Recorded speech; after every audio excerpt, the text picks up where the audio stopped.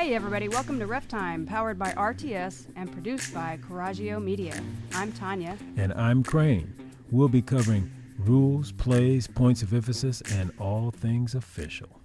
It's the great Casey Adams. Welcome, Casey. Hey, welcome. Thank you for having me. Man, glad we were finally able to get you in with your busy schedule between work and all the other things we're going to talk about. Yeah, it's busy times, So, Casey Adams, I've known you for a long time. I think we've known you. I think when we first met was back in the early day, officiating for me back in the early days of Speece. Yeah. Mm-hmm. That's where I think I met when you were coaching at Speece. Yeah, I started the journey about 25 years ago, so you were one of the first ones, probably officiated one of my first games, so. Yeah, we can talk about that. No, but I've been officiating, I think it's 28, 29 years, so it's about the same time. Okay. And I remember so looking back, the old days at Speece with the old Gym Rats program. Yeah. Who were the founders of Gym Rats back then? So at the time, I was Bill Hensley, Mm-hmm. is the one that I had the relationship with, and Gerald Hershey. So those are the two I main. do remember that name. Yeah. Yeah, and Tom Speece was involved more from the facility standpoint, but Bill and Gerald were the main gym rat, and then Todd came on, and then Bill's wife, Cindy, came on as well. So I always thought that was an interesting name. So would you say that you are a gym rat? I have those tendencies of what it requires to be a gym rat. Yeah, for sure. Yeah, so you've been involved with starts for how long, Casey, overall? About to 25 years. No, I'm talking about even playing it. Oh gosh. Ever since making you reach back. Ever since I was able to swing a bat, baseball was my love. I started it probably 6 years old. I mean, just from t-ball on up. So yeah, played quite a few through high school. Wasn't as gifted to go to the next level, but enjoyed all of it all the way up through high school. So. Nice. And where'd you grow up? Fort Wayne area, kind of over by the St. Francis area. What high school? Elmhurst High School. You went to Elmhurst? I did, yeah. Oh. Trojan blood up in here. Don't be sure. Don't diss the Trojans. The school was so good they had to tear it down because Casey and they couldn't do any better That's than right. us. That's right. They tried year after year, and They just couldn't do any better than us, so they decided they had to get rid of the school. That's right. Easy to understand. I mean, look at the results. Moving on. Please. So baseball was your first love. The only thing I know about baseball is I played Little League at Weiser Park. That's it. Sure. Had 2 home runs in one game. And you picked a lot of daisies? Out in the field, probably, Okay. yes. I was that kind of player. So, Casey, you played baseball. Yeah, so I Wildcat hardcore when it was pretty intense in the Fort Wayne market, out of Hamilton Park. So I played there for many years, and then went over to Wallen and played in the Sandy Koufax League. Had some great coaches over there as well, with Jay Fry and those type of guys that are well known in the professional careers. But baseball was where I loved to go, and my family had a lot of history in baseball. So Now, I find it interesting because you're a big name in basketball now. I don't know if I'm a big name, but You're a big name in basketball. You're a big name. my in name is basketball. probably known in Yes, it is. in different ways. It but is. Different It ways. is. Yeah. So, how did you transition from the love of baseball into being a basketball program founder? Well, I grew up over by the Powell Center, and in and out of the Powell Center a lot. And a junior year of my high school, I was like, I really enjoy coaching and impacting the younger generation. So I really wanted to do some coaching. So my junior year, I was doing some summer work and couldn't get enough time to do coaching in baseball. Mm-hmm. So my winter months were pretty wide open. So I learned basketball quickly from a coaching standpoint. I always played a little bit, but never was as in love with basketball as I was with baseball. So, but the coaching piece, it doesn't change no matter sport to sport, So, so it gave me an opportunity in the winter months to coach basketball. So, I've never heard anybody say that. The coaching aspect doesn't change, doesn't matter what sport. I never heard anybody say that. Yeah, because if you're coaching, you're in the business. You're in the business of development people. Mm-hmm. You're not at the end of the day, the kids have to have certain natural abilities, or they're gifted in certain genetic, fields. And at the end of the day, you're really just developing people, stronger men, stronger women, so that's the ultimate goal in the coaching in general. So the kids don't really know how much you know. It's what you do know and how you bring it to them. And then what will you listen to? They want to hear you, but they also want to have a chance to just listen or talk, and then you listen. So that's kind of what I've always kept my mind on. At first, I kind of overwhelmed myself of learning everything about the game and had to be intense about everything, but I realized real quickly as I matured, it was more about developing people. And I translate that over into my professional job as well. So We remember intense, Casey. I still have moments Yes, you of do. competitiveness. Yes, you do. Yeah, but we've talked you about have it. definitely matured. We've all matured. Yeah, Absolutely. all of us have. But Yeah. Looking back though, to the AAU coaches that you've had a chance to help develop, have you seen a difference in AAU coaching mentality versus traditional school coaching mentality? Yeah, I think there's been a huge shift in the last at least 10 years. I feel like it's when I really started seeing it. I don't know if it was a combination of me growing with it and recognizing certain things. The IQ and the maturity of coaches, I think, has changed. I think we focus too much on the trophy and the end prize instead of today's moments. And I think we lose track of that at times. But winning's important. I'm as competitive as anybody. But it's easily put ahead of everything else. And that's, we got to put ourselves in check. We're youth coaches. We're not collecting a salary. We're not feeding our families with that wins or loss columns. So I think that's the biggest thing. It's all about more hype, more glory, more trophies, more branding, more social media attention. So there's just so much more that's influencing, I think, coaches' pathway of why they're doing it. Do you think that change, that shift, as you put it, has hurt sports in general? Oh, 100%. I mean, it's definitely, the kid's the same. I mean, really, at the end of the day, the kid's the same. The parents have changed some too, as they've seen or heard or been told by coaches, this is my goals, this is what I want to accomplish with my team. Everybody kind of dials in on the successes of certain individuals from our areas a little more because it's broadcasted more.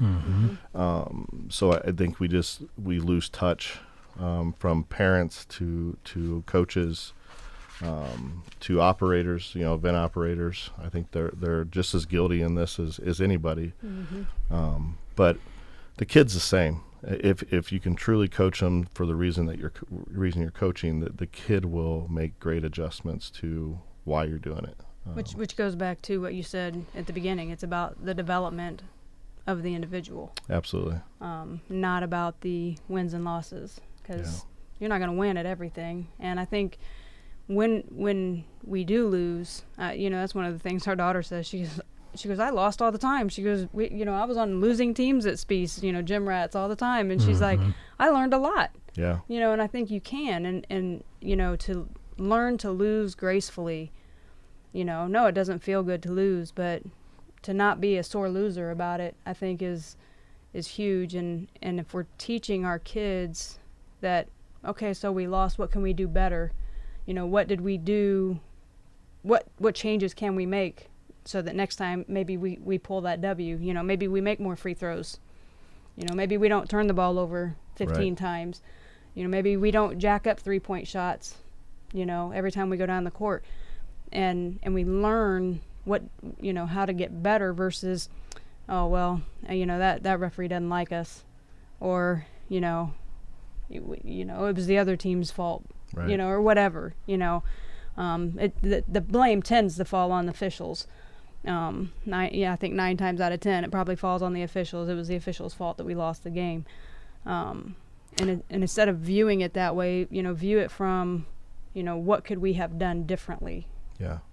You'll never find, in my 25 years of coaching, you'll never find a kid in our program that I've coached that will ever say I used officials as excuses. And I think that I hear it all the time. Or it's the other team's fault, or it's the facility's fault, but I mean, officials definitely we got screwed that game. Yeah. And even all of our losses, even in my tense moments with officials, even some of my moments where I've received technicals, at the end of the day, at the end of that game, there's never anything that comes out of my mouth that says the officials screwed us that game. That's just not what I believe in. Well, I like that the topic you guys are on, because you said lose gracefully, and when I heard that, I thought of lose with class. That's the first thing I thought of, because we always hear. Well, I don't always hear, but I sometimes hear coaches like yourself will get upset when players win the game and then they act a certain way towards the losing team, or during the last few minutes they start dancing, being disrespectful. Right. And coaches in your shoes usually say, hey, we have to learn how to win with class. Yes. And I think people have to learn how to lose with class. Absolutely. I think that's very important. It's not easy, but no. It's not. But like our daughter says, you grow tremendously when you learn how to lose with class, because in order to learn how to win, you got to be a loser. Every great athlete in the world has lost, and that motivated them somehow, usually, hopefully for the better, to make them a winner now. So I think that's a great lesson. I do want to ask you, you mentioned your profession. So talk to us about what your profession is, your full-time job.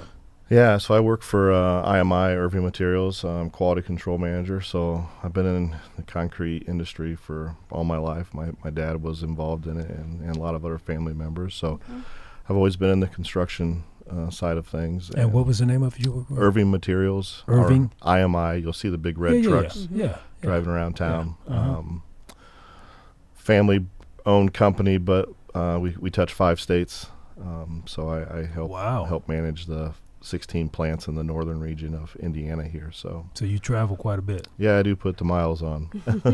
So great. So that's your profession. Yeah. But what you enjoy and what you love doing is coaching. Coaching. Coaching is, and that's with every Team weekend. Focus. Yeah, currently Team Focus. I've done the high school coaching. I was there for about 5 years.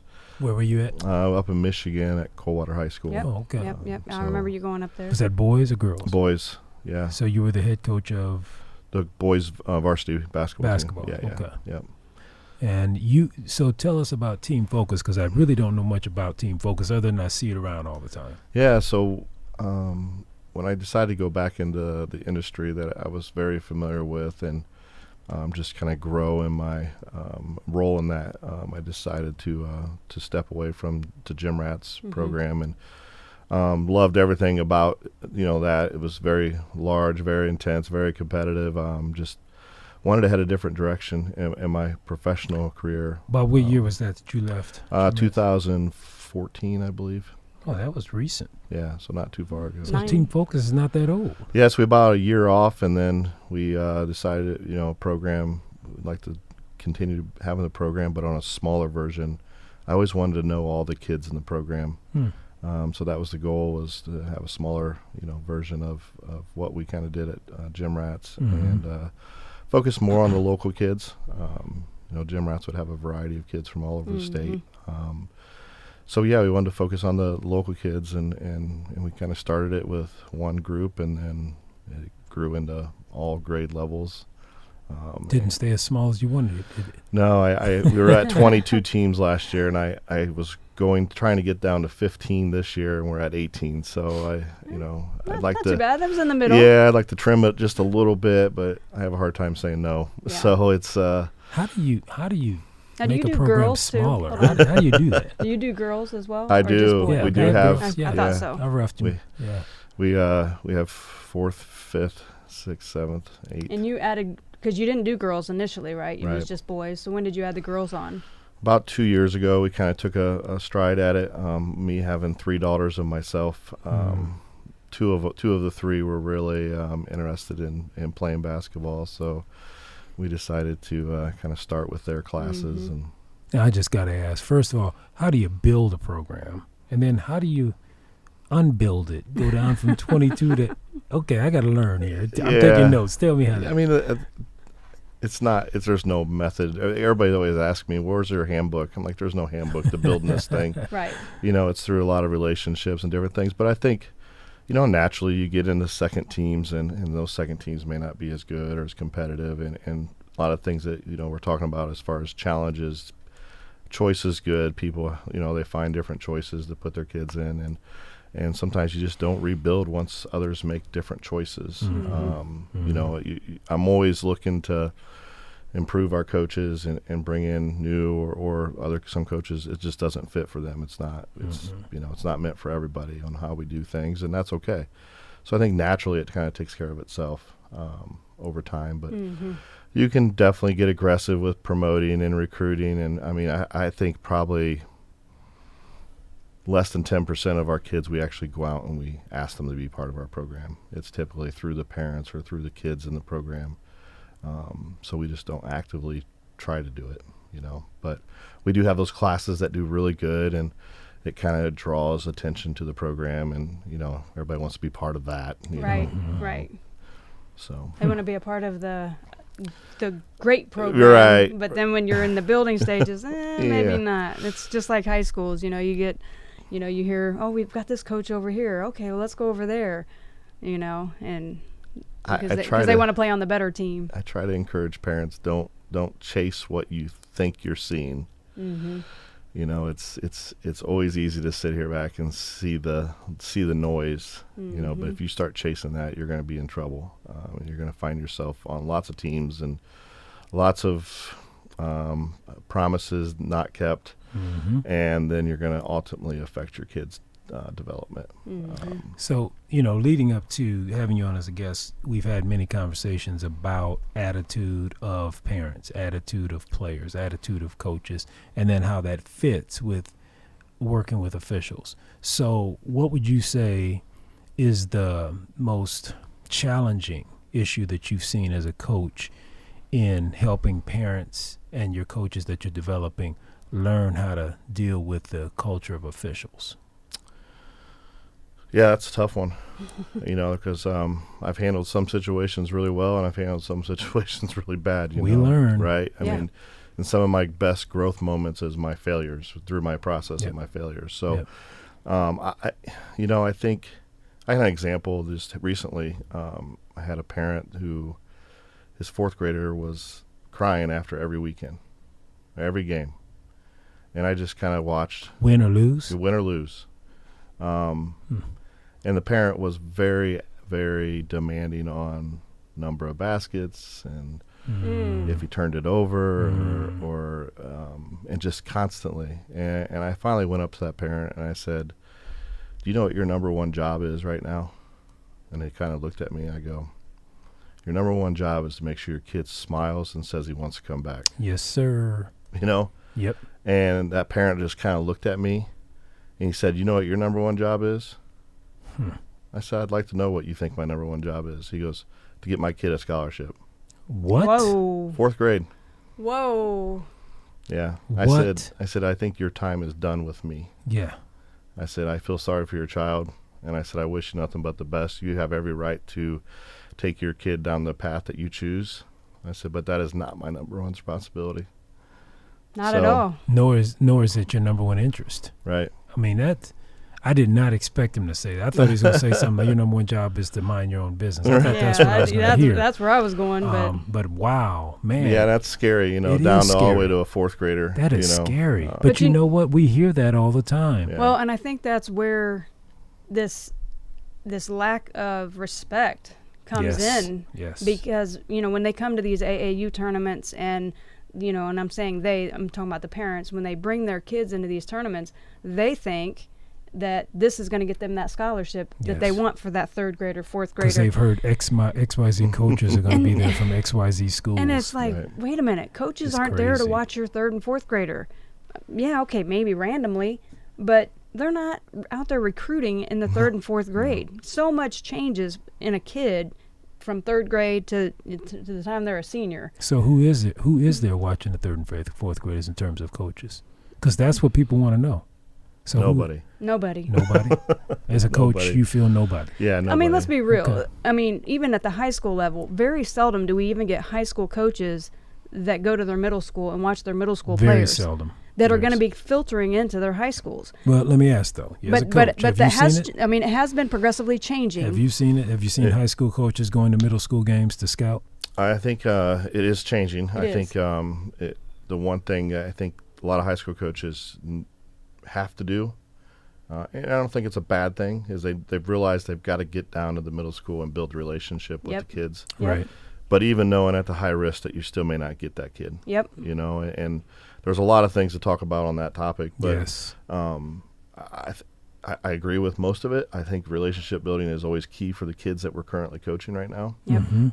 Because you got they just don't want to know. They just don't want to see that. It's not normal to see the Al Rhodes on the sidelines doing great things and understanding how he is getting to great things. You know, so Right. it's a matter of, can I build a relationship with him?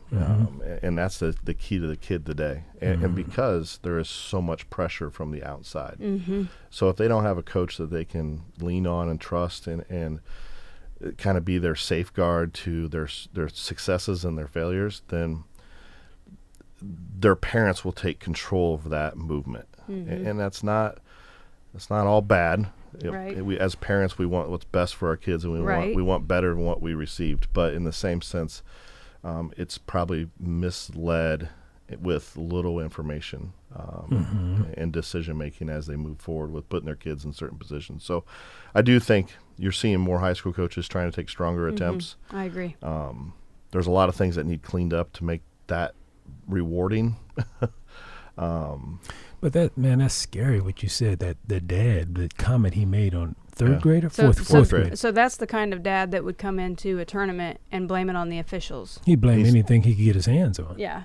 Right. And that's Intense. terrible. Yeah. I mean, I'm gonna tell you, when I was our daughter went to Canterbury, and I remember we went to, I don't know if you remember, a sports meeting. They had I guess a new athletic director, or no, not a new athletic director, but they were talking about some new ways they were going with athletics, and it was a very interesting meeting. And I remember the lady up front worked in the counseling, the guidance department, and she made a statement. I said, whoa, I had to stop the meeting. What did you just say? And what she said is, roughly paraphrase, is that I think it was I don't know if you remember, X millions of dollars nationwide is spent or set aside for academic scholarships versus X millions of dollars set aside for athletic scholarships. And what was so interesting is the athletic scholarship money, and they're talking about nationwide, was here. Academic scholarships was here. And I said, excuse me, what did you just say? Because I think a lot of people are misled into thinking there's a lot of money out there for athletic scholarships, but there's actually a lot more money out there for academic scholarships. well, and if we continue to reiterate that they are student athletes. Student athletes. They're not athletic students. Correct. They're student Well, athletes. some of them are athletic students, but they may not play on the next level. Well, we are supposed to make sure that they are students first, Well, and true. make sure that they get the education that they need and deserve, and then build athletically. And there's so much that they can learn in athletics along the way as well, but that academic part has to be first. Yeah, because I like what Casey said earlier. He said a coach's job is to develop young men and women and then / people. That is your job. And I think there's a lot of coaches that we have met along the way on the AAU. And I don't want to just put it to AAU, but Right. it's sports outside of traditional school ball, because there's a lot of different developmental programs out there besides AAU. But a lot of those coaches who come in and volunteer like that, I don't think that that's their goal, is to develop young men and women. No, it's to develop their young man lot or of 'em, woman. right, A lot of them, it's parents that, want to coach their kid to make sure that their kid gets the opportunity to play. And I don't want to just harp on the negative, because there's some positive that goes into a lot of programs too. Like Team Focus, I wanted to ask, I haven't learned a lot about you guys yet, but what is your mission? Right, what you just said. I remind our coaches every day, you're developing young men and women. So that's your written mission. Yeah. Great. It's part of our mission and serving our community. We're trying to amp up the community piece. It's been down for a few years because of COVID, but we want our kids serving. Our best kid is a Division III kid that cannot get a athletic scholarship. We just recently had 2 this year that are going to a $55,000-$60,000 a year school, and because of their academics, they've got it down to under 10. Love it. That is Wow. our success stories, Yes. basketball wise. Yes. But I've got so many kids that, I'm seeing them be great husbands, great wives, great parents. They're leaders of the companies they're working for. Like, those are the successes that that'll keep me going, right? I mean, do you think that on the level of basketball, baseball, whatever sport, on the younger level, the younger ages, 3rd, 4th, 5th, whatever, do you think overall as a culture we put way too much emphasis on the scholarship or on the fame of sports? Do you think we do that as too much as a nation? 100%. I mean, because the kid has a hard time and the parent has a hard time understanding what it takes to get to that level. Like, it's not just Connor Segan hitting shots on Friday nights at high school. Like, you understand he was in the gym every single day, twice a day, and he was in the weight room, and he was doing his homework late, doing his homework in the car, doing whatever. Like, we do a poor job of explaining the process on how someone got the level they received. Right. I mean, that's because so everybody just thinks, I got to be the next best shooter. So they want to touch the ball more. They tell their teammates need to pass it to him more. And they don't realize that, he also ran through a very structural, disciplined offense through his teammates, I think that's called character. Yeah. Building character. So give us a career highlight of yours. And maybe you already have. I don't know. I don't. Yeah. Just one. I know you got millions. Just give us one. I mean, I just mentioned Connor. Connor's been a special kid. I haven't had too many Division I kids. Russell Bird was probably another one from Blackhawk Christian, and he was a pretty awesome kid. I've had a lot of kids like to Tyler Altz, the Dustin Halls, who played NAI at D3, and I'm missing quite a few. But I think the best stories and the best memory is just seeing them on the days that they've got what their dream was, right? Now, Connor is in Wisconsin right now, correct? Yep. And I have to say, when our son, Reggie, when he played at Northwestern, I really disliked Wisconsin. We went to Wisconsin to a game, and because he was a player, so we got, free tickets to get in. They stuck us way up in the nosebleed section. And I was like, how rude, And I was like, it was just so disrespectful. And what's funny is, so our daughter at the time, who was 10, well, maybe 11 or 12, we would go to games. And even when she was in high school, or when he was in high school, we would take her to the games, and so when the other team would be shooting free throws, she had this little thing she would do. As they're getting ready to do their free throws, she would be on, up in the bleachers going, right as they shoot the ball. And so she'd get so excited when they'd miss. She thought she was the reason. She thought she was the reason. And sometimes she probably was. It probably did throw. In a whole arena. Right. She thought she was the reason. No. I'm talking about in high school, because it was, it'd be quiet. In the whole gym, she thought she was the reason. It would be quiet when they were shooting. It was so cute. But it was cute. So we were at Wisconsin. We were way up in the nosebleed sections. And so, the other Wisconsin was getting ready to shoot free throws. And I look at her and I'm like, all right, Sydney, you ready? We're way up there, right? It's quiet in the gym fairly. So we're up there, and she's doing the same thing, making this noise.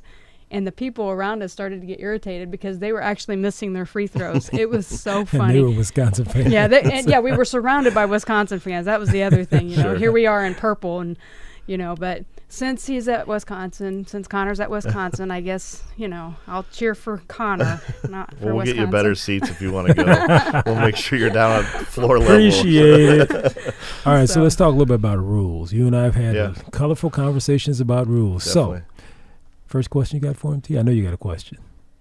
No? No. You don't have a question? What is a Don't make it up.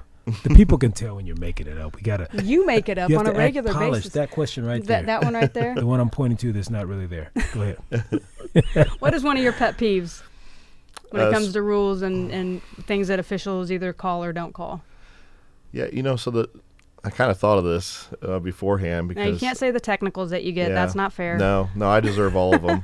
Wow. I don't think there's any of them that I say I don't deserve. Yeah. When's the last time you got a technical, Casey? It's been a long time. It's been a while. I was going to say, it's been a while. You've because you have changed really quite a bit. calmed down. You've really I did get changed. one up in Chicago last year, but Yeah, You wanted that one, right?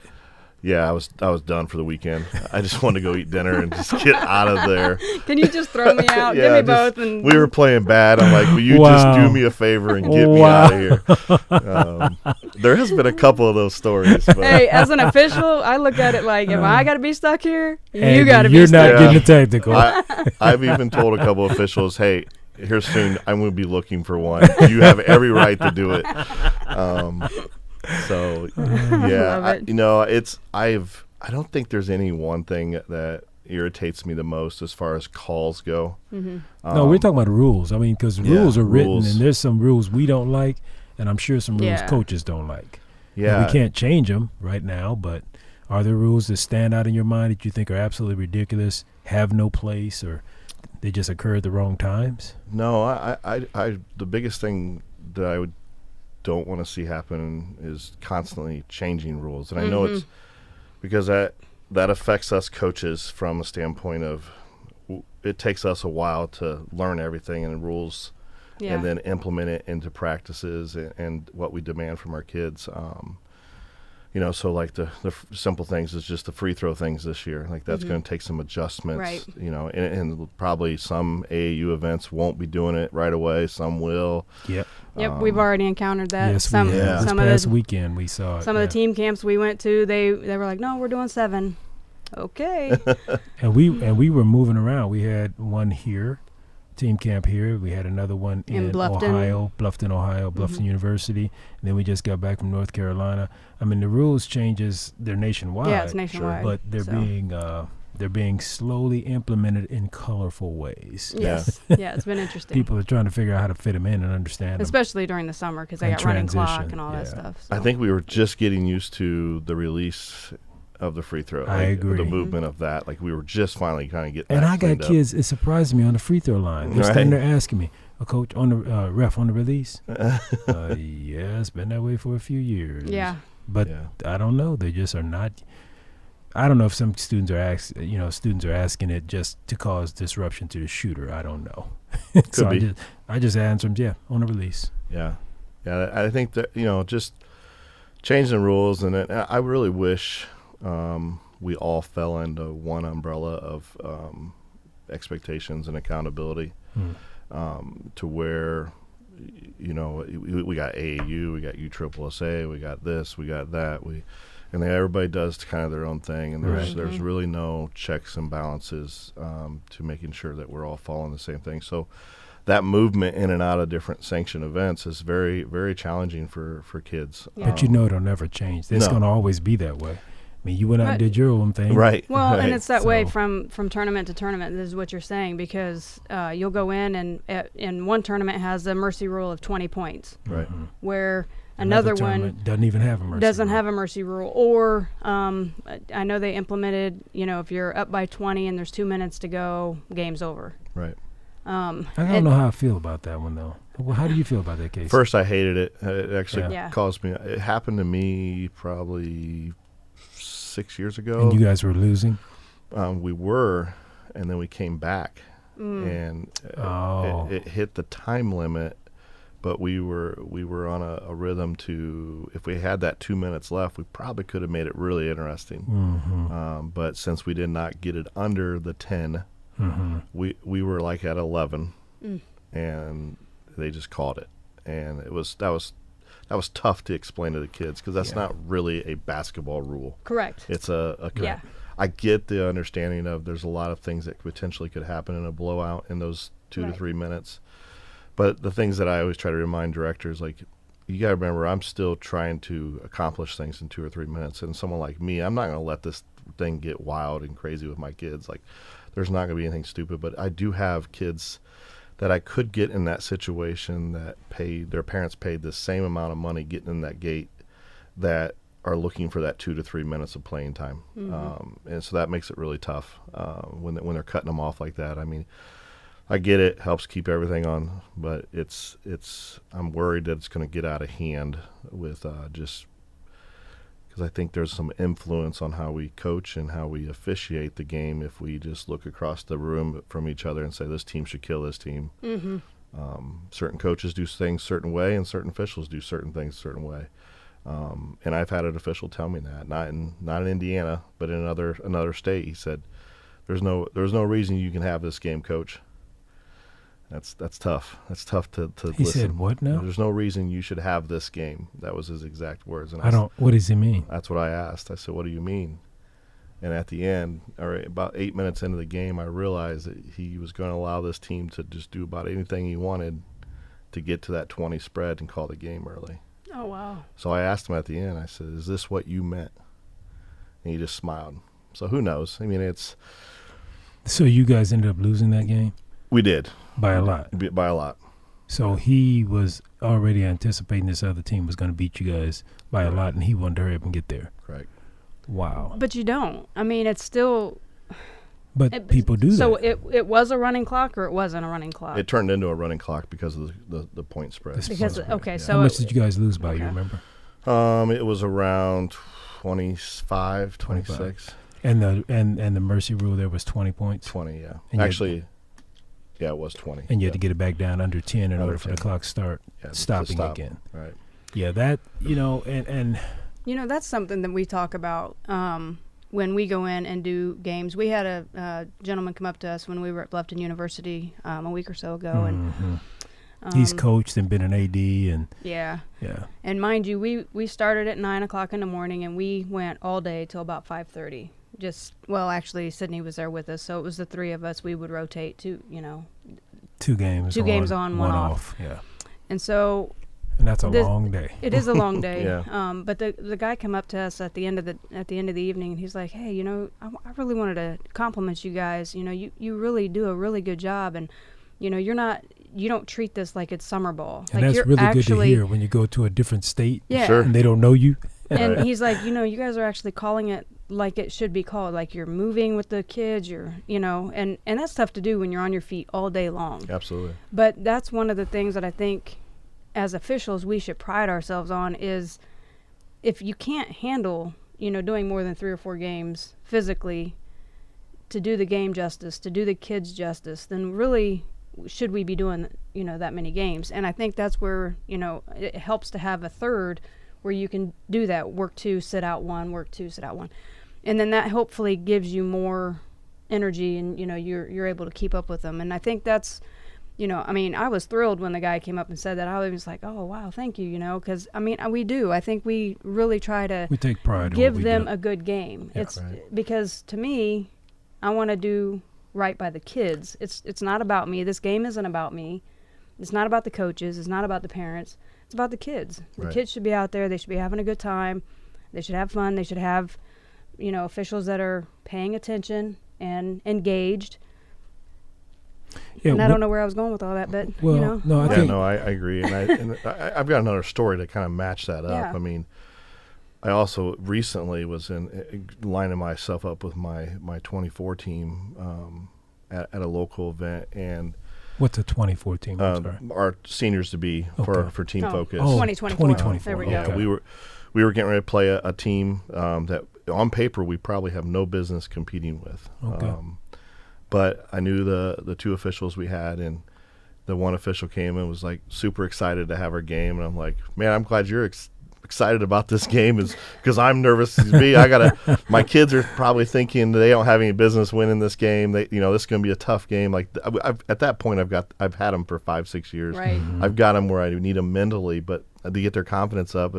Official's like, no, I love officiating your game, but you're gonna hold us all accountable. You're gonna be intense. He goes, I'm gonna work hard. Like I'm gonna get as much as I can get when I need to get it. And so that I've had a couple of those stories too. But that just goes to set, and that's something we battle with our kids all the time. Mm-hmm. Like they look down at the other end and say, we have no business winning this team. And we talk a lot about that with our kids is to get them prepared to compete with anybody, right? We still may have the same outcome, but you got to compete with anybody. But it's amazing we have this perception when we look and we're like defeated, or we have no chance, or this is going to be a waste of my time. But there was a situation where 2 officials, it got me jazzed up because I'm like, oh, I'm glad I got these 2 because they're excited. I'm excited. My kids are nervous, but we're gonna have a really good game, and we end up winning that game by 1 in double overtime. So wow, it does create a really cool atmosphere when both things are working. Yeah. You know, and I think, I don't know how we get more of that. I think it's impossible to get that every game in the AAU world, because it is a long day. Well, and I think the other thing that we try to tell people too, AAU is a learning environment. It's supposed to be, like you said, development. We're learning, we're teaching the kids, the coaches are learning. I think the parents need to learn how to behave, you know, but that's also a time for officials to learn. How else do we teach new people if we don't put them in summer ball and get them court time? And people need to understand that when you're sitting in the stands, that this might be a new official out here on the court. Right. Maybe don't be so hard on that individual. You know, maybe they're scared to death to be out there and blow their whistle, because new people are scared to death to blow their whistle, because all of a sudden all eyes are on them. Yeah, but that's not going to happen. Let's be honest. No, but that's why I'm speaking it. I'm speaking it into fruition. But that's not going to happen for a lot of the reasons we've talked about, because a lot of parents who become coaches in what I'll call, I don't like to just refer to it as AAU, but the developmental or training level, I call all these different, what you mentioned, AAU, and what's the other ones? Well, you got USSSA, you have USSSA. US Amateur, you have USA Basketball is kind of seems to trying to grab a hold of it as well. You got the Junior NBA is trying to do some things. So in all those different levels, you've got all these people that want to be coaches. Some, I guess, are paid, and most are not. Well, they're not there for all those good reasons. They're there for their own personal reasons, and they're going to implement that or impose that into the kids. That's you can't get around it. Right. If you got a bad apple who's the head of the team, you have a lot of little bad apples. But I do like it when we do get compliments from that guy and other people, because the three of us do take pride in going out here and trying to, I mean, we do, but the other side of that is most officials are part-time or spare time. Sure. This is what we do for a living. Right. You know, everything we do centers around officiating. So you got a different set of circumstances when it comes to the Hearn clan. So when we step on a court, we're going to try to do a good job. We're going to do everything we can to bring, if we know we're going to be there all day, we either bring Sydney or we bring some of our students who need time to develop. But you're not going to have that. A lot of guys are doing this just for the money. And I hate to say it, but I've seen some officials who need to hang up their shoes. Sure. I won't mention any names, obviously, and I hate to see that, because I take a lot of pride in what I do. Yeah. So when I see somebody who's not hustling to get in position, someone who's not willing to communicate with the players, someone who's not willing to blow the whistle when it needs to be blown to make sure it's a basketball game instead of a tackling match. Right. It's different worlds. Yeah, my biggest goal, and I think whatever my years are left of being involved in the game, is, the day that I see a business or a leadership group in a community apply their sponsorship money to the passionate side of the game, the people that are actually impacting the kids, instead of the building rights or the naming rights on a jersey or whatever. Like, I'm a big believer, like in our business, our IMI business, like if our customers are unhappy or our customers aren't handling things right, we got to reflect on ourselves first. So let's take those money resources and those professions inside those businesses, and let's help officials adapt on how to handle those situations. Parents don't know what they don't know, right? I mean, so if we get if we're applying resources to our officials and our coaches and allowing them to grow in ways to handle and teach and mentor parents, we'll change it. But Absolutely. Right now, all the resources and the time and the money is all being spent to build it and just run it. Like examples of a podcast like this. I mean, we have to start speaking, because the negative side's always going to stay loud. Right. The bad side's always going to stay loud. Correct. But if we don't start getting help, the sad thing is the most passionate people are probably the most poorest people. That's true. Right? Because their passion gets away from their business success. Yes, sir. And I think when businesses that have the financial resources and the supporting people to help develop other people, we can change this very easily. But we have to start addressing the proper areas first. Get our inside circle cleaned up and confident and stronger and believing in why we do what we do, and have some accountability behind all that. And then you're going to see parents act differently. You're going to see kids act differently. Like, as a program runner, like, we lose money every year. Like, and this is no plug to ask for money. It's just a sense of, like, I'm happy to make it through a weekend paying all the bills that we got to pay, let alone now try to invest in a different way to our coaches, bring our parents in and provide them resources to understand how to plan for your kid's future. You know, we've got a couple financial group people that are involved in our program. Like, we've talked a lot about bringing them in and just talking about financial planning. I mean, some of these families have some tough things going on right now. True. So when they come to watch their kid play, that's their excitement for the week. And when it goes sideways, or the coach isn't playing them, or the coach is mad, or the officials aren't up to par in their eyes, like, they just lose their mind. Like, they just lose. They don't. That's their one thing they look forward to in the week. And I think we've got to shift our resources to a different group of people. Paying for 10 police officers out at an event, it ain't going to do anything. Like, Right. At the end of the day, it's not. I mean, you've got to, James Payne talked a lot about Fort Wayne Police Department how much they put them through training and recognize things and how to interact with people when they get to certain levels. Like, that's what the sport needs. The sports needs to bring all these coaches. You got coaches, you should be required. I don't care if you're AAU, if you're a school coach, you should be required to go through these trainings. But I can't afford to put my coaches through that. I can't put it. You think if I put that on a player fee, a parent's going to be interested in paying for it? Absolutely not. So we need business leaders to step up and do those things, to support things like this, and officials associations. You need to bring your best leader of your business and come speak at an officials meeting. I mean, we can all continue to show up and talk as coaches or talk as ADs and different things, but they want to hear other people as well, So, sorry, that's my little rant, but I love it. Actually, you and I have talked in the past about some of the ideas that you have. I thought they were excellent ideas, which is why we wanted to invite you on. You and I have talked about some things we can do to bridge that gap where we need officials. And, if you want to share some of those things in the past that you and I have talked about. I don't remember the details. You had such good stuff. I couldn't bring all my You weren't writing notes. it all down? I was, but I left it at home. Go ahead, Casey. And I get talking about a lot of ideas, but I when officials, the training stuff started, when you guys first started officials training in the early days of Spies, when we started, Jim Rat's out there at Spies Fieldhouse, we had a pretty solid training program as well, or mentorship program, whatever.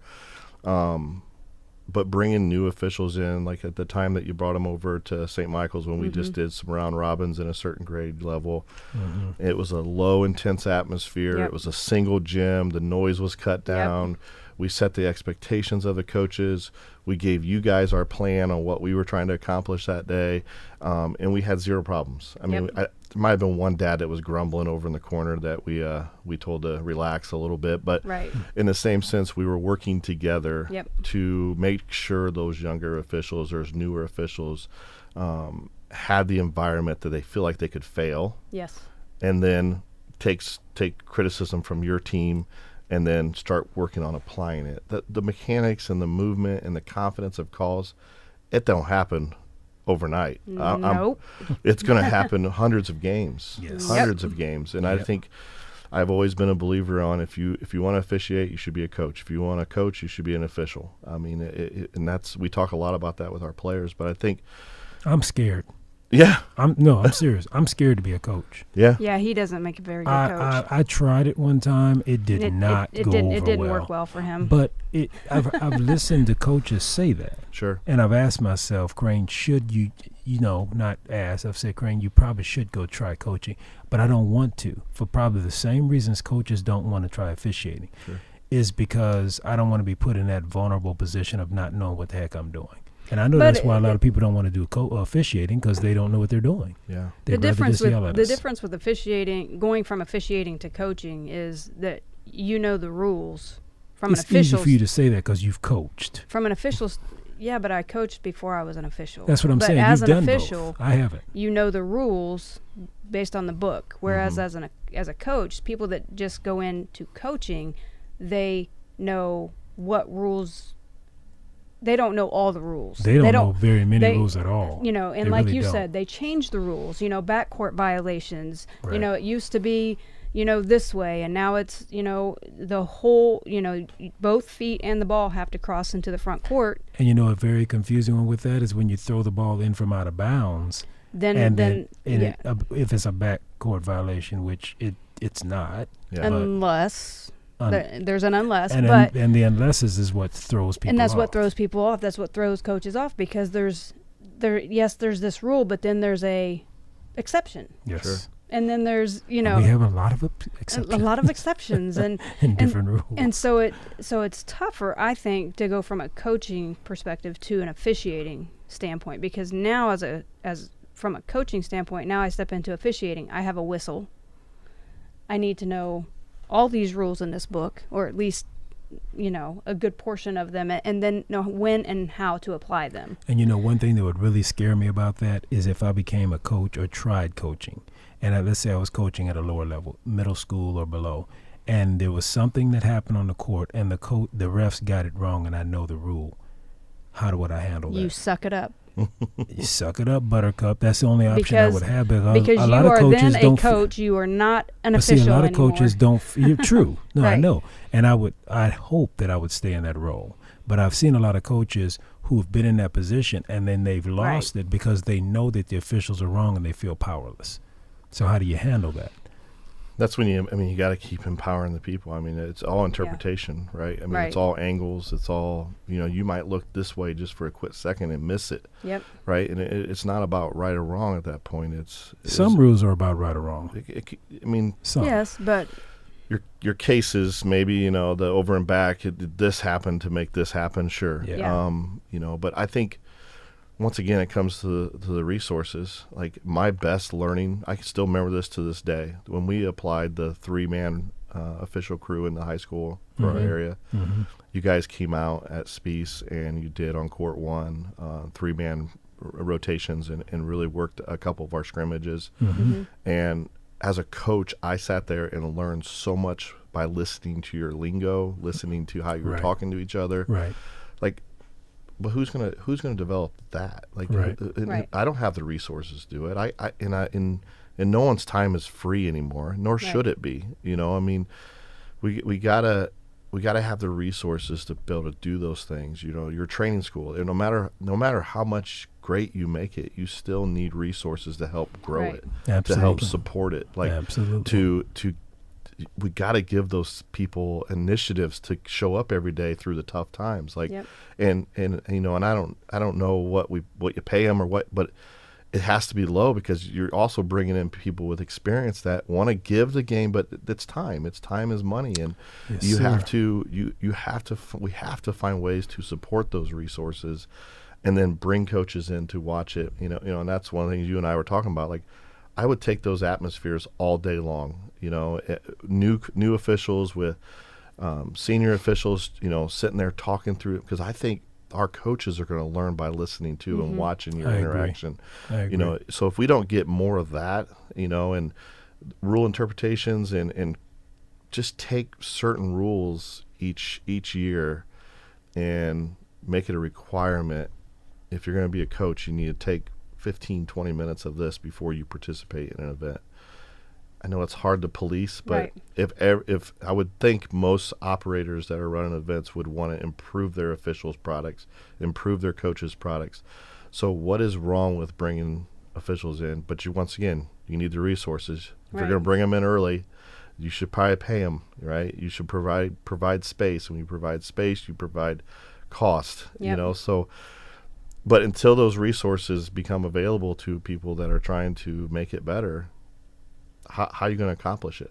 You know, That is something that we've been talking about working on, is providing more in-depth training to schools, coaches, players, fans, parents. We've to actually teach them how officials think and Right. why we conclude the conclusions we do. Yeah. we've actually worked with a couple of smaller groups that have asked us to come in and meet with their coaches. Right. And it was for like a week-long camp. And so we would go in, and before the camp started, we would sit down. The two of us would sit down with 5, 6 to 10 coaches, and we would first of all open it up. What do you guys want to talk about? What are your thoughts and your feelings as far as officials are concerned? Now, mind you, these are not high school coaches. These are just guys that are stepping into a coaching position for that particular week, for the most part. And so, of course, we always get we want our officials to be consistent.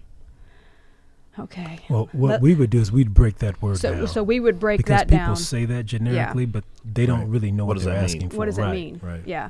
And so it means something different to everybody. Yeah, and so we would sit there and we would talk about that, and we probably took 30 to 45 minutes with those particular coaches, and just kind of talked about different things, different rules, or different ways that we as officials see things. Like, I don't go into a game and think, okay, this is gonna be a blowout, or let's hurry up and get this over with, or I want this team to win. I don't care who wins. And another funny thing, most people in this weekend, we were in North Carolina working with some of those coaches she's talking about. It's interesting because when you have a conversation with just average people and an official, the first thing comes out of their mouth is technicals. They want to talk about technical fouls. And we just look at them, and I say, well, how many technical fouls have you seen in the last few games? I don't know, but are you going to tech him? Why is that so exciting to you? We did 4 days of games. What did we do? 10, 6, 12, 15 to 20 games this techs. week. There was Didn't no have techs. didn't have any techs. No, Not there- even close. There may have been, this is one point, because we've talked about how much you've matured, and we've matured quite a bit as officials too. So if it had been newer officials, there may have been, that many games, people get irritated, they may have, but I think just like anything else, when you've been doing what you've been doing for so long, you learn different techniques other than just to go, okay, the coach is way out here, so I'm going to go way out here. No, you don't have to do that. The Right. coach is way out here, and I understand why he or she is frustrated because they're losing by 30 points. Let's try handling it a different way, because at the end of the day, that coach and I are probably going to have to work together again, and we might as well keep respect for each other, so why make it worse? Sure. So, again, coach like you, if you wanted a tech, I'm not giving you one. Well, I think, it's a couple stories that I think, and Bob Childers, when you guys were talking to him, reminded me of a situation when we first started Focus. We brought Jeff Meeks in to talk to our parents, and the biggest question was the over and back call. And when Jeff Meeks explained that there's no call for that, I had all my coaches now. Over the back, not over the back, okay, over the back call. Okay. Oh, yeah, we heard that a Yeah. lot this weekend. Yeah, we did Over hear the back. that. Oh, man. But There's I no tell such you, thing. with him talking to our parents, like, it changed our coaches on what they were asking for or what asking to look for. All those parents started talking to other parents. It changed, and the other one was the 10-second, the half court violation, all 3 points. That was Right. another big one that really thought changed a lot of how our parents were seeing it from the sidelines, and us coaches didn't argue it at all, at that point. But just those two topics in an hour meeting that Jeff gave our parents was very impactful, just on helping bringing them parents up to, and some of my coaches up to speed on, like, listen, this isn't a rule. This is the rule. Right. And the rule has changed since you played, Right. parents. That's a Right. big thing. Yeah, Over that's the the back, biggest thing. when I played over the back was a real call. Right. You could not go over their back. Now it's, briefly paraphrase, it's on the back. Right. If there's no we were trying to explain that to a coach this weekend. Well, he kept over the back. We just looked at him. And it was 3-person, but we just looked at him. We said, Coach, there's no such thing. I kept hearing that horse crap. This is over the back. I said, Coach, he was over his back. Well, then call it. Coach, there was no contact. What? If there's no contact. Right. How can there be a foul? But Right. I think, legitimately when he played, and he had to be in his close 60s, when he played, over the back was a foul. Sure. And that's what people still sticking to. Stuff happened when they were a kid. Well, and then the other negative is that they watch the NBA or they watch college where the rules are different. Sure. Or they might watch men's college, women's college, because those rules are different. Completely. And then they come down and they watch their third grader play, and they think that those rules apply to the third graders. You're trying to figure out if this kid's just awkward or if he's actually got legal position. Right. And I'm trying to figure out, does he know how to dribble the ball? Or, does he always, and he doesn't know how to dribble the ball. Why would I call a travel every time? Why am I going to call a travel every time? This kid obviously doesn't know what he's doing. Because like you said, it's developmental. And as officials, we know that. This is a developmental level. So I should be helping to develop these kids. Now, if I've got a third grader and you can tell they know what they're doing with the ball, then you hold them to a little higher standard. Yeah, a little. You're still going to let them get away with some things because they're in the third grade, people. Right. So, Casey, one more question I got for you. What can we do as RTS officials, or RTS representatives, referee training school representatives, what can we do to attract more people to the side of officiating? Yeah, doing what you're doing is great. I think you continue to build on that. Obviously, that you have to get people to build on that. I think what I would like to see, and this is just from an outsider looking in, you need other groups of officials buying into your concept. I think we really kind of got sideways with officials many years ago, and AAU was probably the guilty party of it. Of this assigner's business. I think, you're part of this assigning group, you're part of that assigning group, and we really need to get them I know there's political things and I like this person, I don't like this person, or there's back history of this, but for you guys to really take off with your vision and your mission, I think continue to try to bridge that. I think that's going to be your biggest challenge, I think, because more and more of those veteran officials or those experienced officials with this group of officiating crew or this, grow it into other states, whatever. I think the more that they buy into the concept, hopefully the more resources come your way, the more participants you have. I think that's your biggest challenge ahead of it, and I think also doing what we did over at Emmanuel St. Michael's was bringing in that atmosphere on a low, tense atmosphere on a single gym, and bridging coaches, players, and everybody knew what was going on. I think that'll continue to help the brand and the confidence back into the officials and. I had an official text me the other night, said he just got his license, just got notice he got his approval, and he was heading over to the Carroll League, and he was like, "Pray for me. So hopefully they don't kill me." And so he texted me afterwards and says, "Well, I made it out alive." He goes, "But I got a lot of work," and he's a more mature, a little more older gentleman, but he wants to get involved. And I've talked to so many people, especially in my age group, that mid-40s, to where they're like, we want to do it. We just, what's the steps, and who do we get involved with? Send them to us. Send them, seriously, because we get those kinds of stories all the time. We're telling people it used to be about Crane and Tanya. Now it's about developing people who want to get into officiating, and we're expanding into different sports. Who cares if it's Crane and Tanya? Right. You're putting the time and effort to do it, right? Well, yeah. And those are some excellent points you made, and that's something we've been working on, is how can we get more people to work with the concept. It might have just been about Crane. I don't know that it was always about Tanya. Well, she changed that along the way, okay. But no, we appreciate all that, because that's the lane we're in, is how can we get more quality officials. Yeah. I mean, that's our biggest thing. It's not just about numbers. Like, we're not just trying to, put out 100 people, a month or anything like that. Like, we want people that want to learn, and we want to make sure that we put out good quality. Yeah. Now, again, what they do once they leave our presence, we can only do so much. We're working on that too. Yeah, we're training you. We're putting you out on the court. But then, they are independent contractors. And we've had some that have kind of gone astray, that we're like, And again, we got to work on that. We do. But you need the resources to help do that. That's the key. I mean, it's no different than us coaches.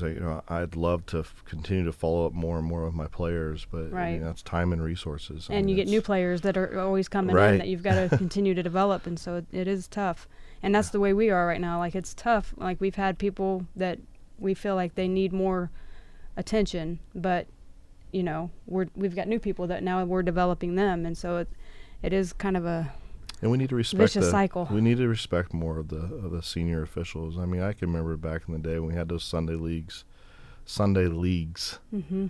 Very competitive, very intense atmosphere. Mm-hmm. But man, we had a lot of fun. Mm-hmm. I remember a lot of officials enjoying it. Mm-hmm. Solid veteran guys, and those veteran guys are only doing college right now, or have decided to hang it up. Yep. And I understand why they're not doing what they're doing now with the AAU side, or even some school ball stuff.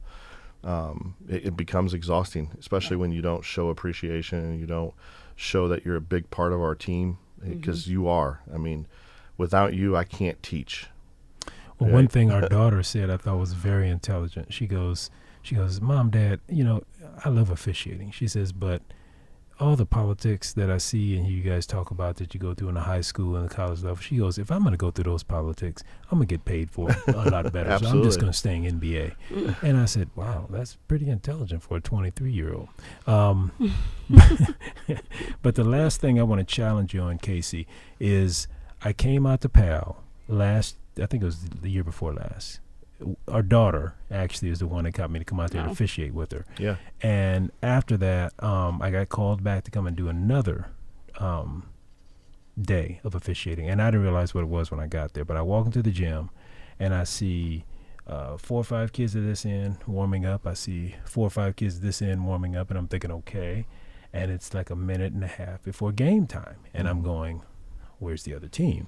Because when the other team gets down here, one of these two going to have to go to the other end, and all 8 going to have to work out together. No. That's not the way it was. So your administrator comes up to me and says, you ready? Yeah. Where's the other team? He goes, they're both here. What are you talking about? He said, oh, Casey didn't tell you? Tell me what? This is 3-on-3. Oh, that's interesting. He says, you going to be all right? Oh, I'm going to be fine. This is going to be fun. And they were young kids. Yeah. But I got up and ended up doing a full court 3-on-3 league. Yeah. And I was so impressed. I went home and talked to Tanya about it. And as you know, we are starting to get into 3-on-3s, but our reasons are different than a lot of places. We're getting into 3-on-3 for training. Sure. So that we can train officials. Train officials. We're not kid trainers. No, Right. no, that's your area. That's Casey. Not our lane. So I want to challenge you. You said you don't want to get to be too big, so I'm gonna call you out here on public.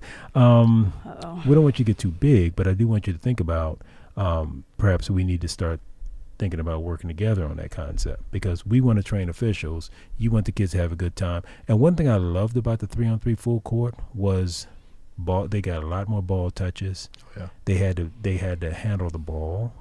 And they ran. I enjoyed that. Yeah. So we got to talk more about that. Yeah, and I have to give credit where credit's due. Tyler Morningstar, which is a Right. Leo assistant coach, he brought this concept to me many years ago, and it's like, we got to do it. It's great for development. It is. And I believe out east they're doing it quite a bit. Mm-hmm. So we started it 2nd through 4th grade, and we've had great feedback from just spacing, and kids, they're having more fun with it because they got more space, less pressure. Yep. We still keep score. We still make it competitive, but it's just a lot more controlled atmosphere. It is. And the one thing I did like also with PAL, you didn't have an oversized gym. Right. It was a smaller floor. Yeah. So it gave them that full court feel, but yet and still they had enough room to, like you said, run and do their thing. And spacing and develop. I love the concept. So we're definitely not going to leave you alone on that. So No, we're coming. So I listened to you. So July 9th, we've got another one kicking off. Cool. We've got about 40 kids signed up. So we're going to have 6 to 8 teams. So I'll definitely, July 9th is when our next set of games will start. Good. And once again, it's resources. How to afford officials? How do I afford? I want to bring in a lower basket. We also don't charge the parents admission when they come in. And that was one of PAL's requests. PAL was like, we like this concept, we want to support it, but let's not charge the parents. Yep. Mm-hmm. Because then that brings the intensity down as Correct. well. You know, some of those parents, any parent right now is trying to figure out their budgets with the cost of living going so much higher. So we didn't charge, but you know, that's tough. I've got college guys covering it. I'm trying to give them a little bit. You know, they're poor college students. I want to reward them for giving back. So their initiative is they can make $20 on a 4 or 5 games, you know, or so it's once again though it comes back to resources, and when you get big, you get bigger expenses. Yes, sir. You know, so I'm all for facilitating it in the right growth and with the right atmosphere, and having the things that we just talked about being the number one focus. I don't need to make it a part of the $1 billion youth sport industry. I need it to be part of our development to help us and ultimately it's going to help high school coaches, because they're going to get a better kid from a standpoint of development on and off the court if we can control our atmospheres. So that's the reasons I want to do it. It doesn't have to put money into team focus or my pocket or you know, but it has to support itself. You know, and it has to have enough financial support to and the parents, you know, they do pay to be in it, but we keep it at a very low cost, just to be able to get a kid a shirt and cover some facility cost, you know. So well, the two things I've been hearing, and we're getting ready to close out, and I really like, is controlled atmosphere and youth development. That seems to be what KC is all about, and Team Focus is all about. Yep. And that definitely is in line with what we're looking for. So we will be after you, sir.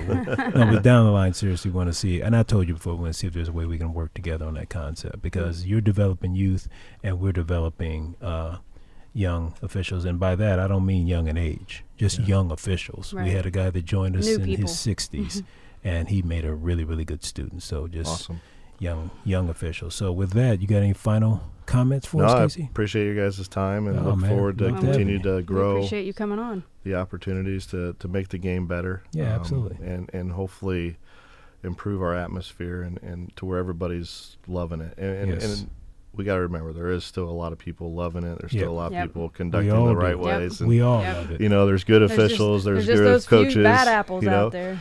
And they're loud for some reason. So we just gotta combat that together. We gotta be louder. Right. So we all thank love you. the game. We all love it, and that's why we're here now. That's why we're here today. So, Tanya, got anything left at the tail end? We do have a referee training school coming up. July 3rd is the first night. So awesome. reftrainingschool.com is where you can get registered. And we have a 3-on-3, not to be confused with the Casey's 3-on-3. We have a 3-on-3 league that will be starting in September. We'll forward you more information on that. That'll be at the Christian Community Center of Harlan. I got that right. I think you did. I got that right. And you can find more information about that at Hoosier3on3.com. Hoosier3on3.com. So with that, I want to sign off telling everybody thanks again for joining us at Ref Time, and we will talk to you again soon. Thanks, Casey. Thank you. Yep. Thanks again for listening to Ref Time, powered by reftrainingschool.com and Hoosier3on3.com. Produced by Coraggio Media, Ref Time is recorded in WELT Studios in beautiful downtown Fort Wayne, Indiana. To join RTS, visit reftrainingschool.com. Please like, subscribe, and share with your friends. Until next time.